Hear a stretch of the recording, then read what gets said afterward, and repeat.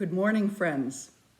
This is a moment I've been building towards for at least 2 weeks. I have been wanting to set up a time and an opportunity to have coffee with any and all of you who would like to join me. And today I have managed to put other issues aside, other demands aside, so that we could take some time to visit with one another. And I want to share with you that I am contemplating this morning the theme of chaos. Chaos is an idea that I really love in the abstract. I haven't drawn on it much in my preaching, but I am a big fan of chaos theory. And I find it very enriching of my own theological understanding and my understanding of how human systems work and how our relationship with God works and how prayer works. However, I'm not so fond of chaos when it impacts my daily life. And I don't know about all of you, but I have been swimming in chaos in recent weeks.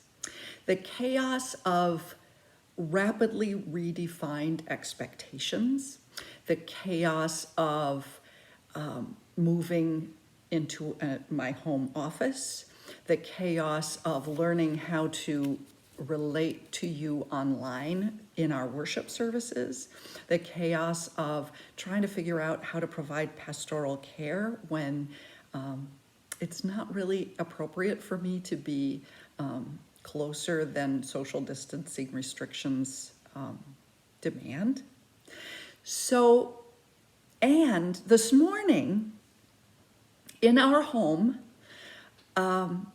we discovered that our refrigerator was broken down. And so now everything is out of the refrigerator and in coolers or sitting on the countertops while we defrost the freezer and hope that that resets things back to normal. So it just doesn't seem possible to escape chaos. We have a 1-year-old golden retriever with a lot of energy who has introduced new forms of chaos into our lives.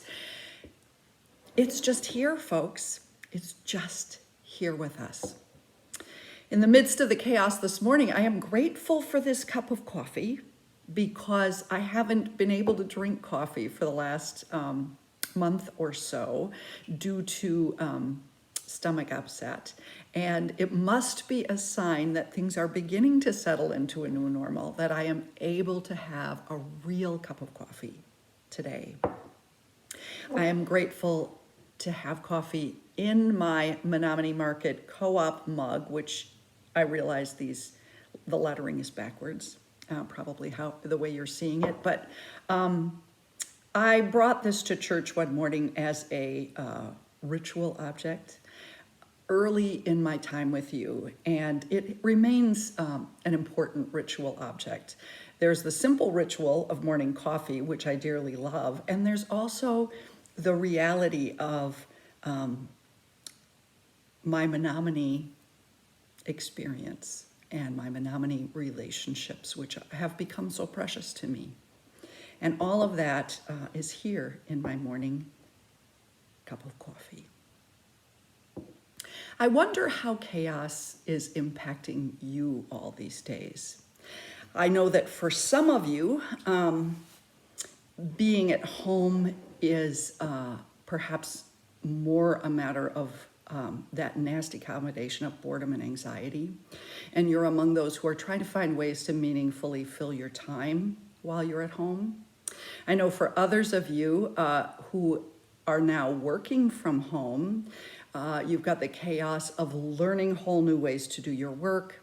And many of you have children at home or college age progeny who have suddenly joined you, and you have the chaos of trying to learn again how to live together in ways that normally you aren't living together.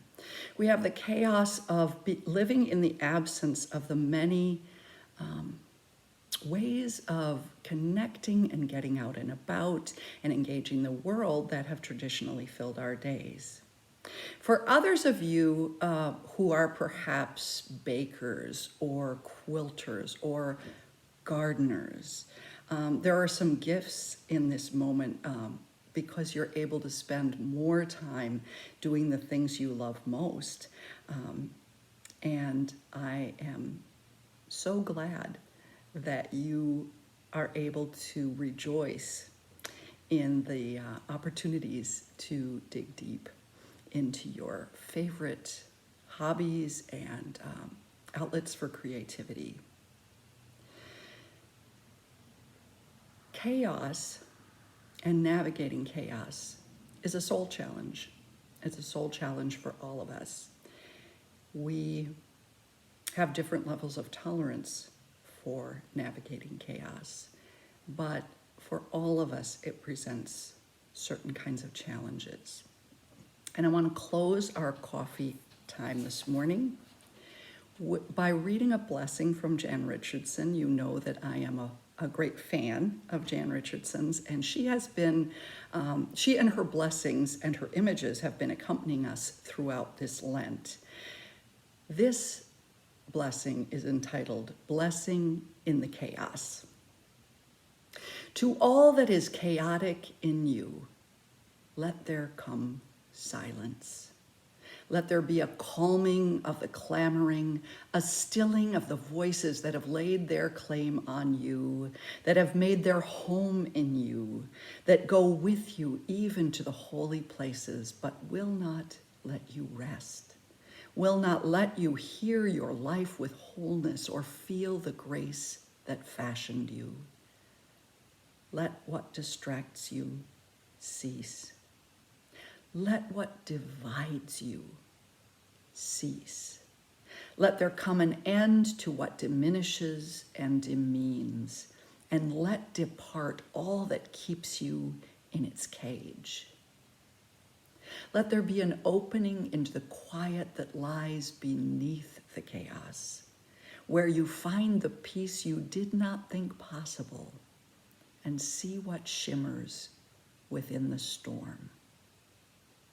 That blessing comes from Jan Richardson, and it's published in her book, The Cure for Sorrow, a book of blessings for times of grief.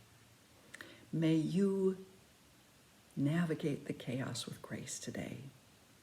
And thank you for spending this time with me. God bless.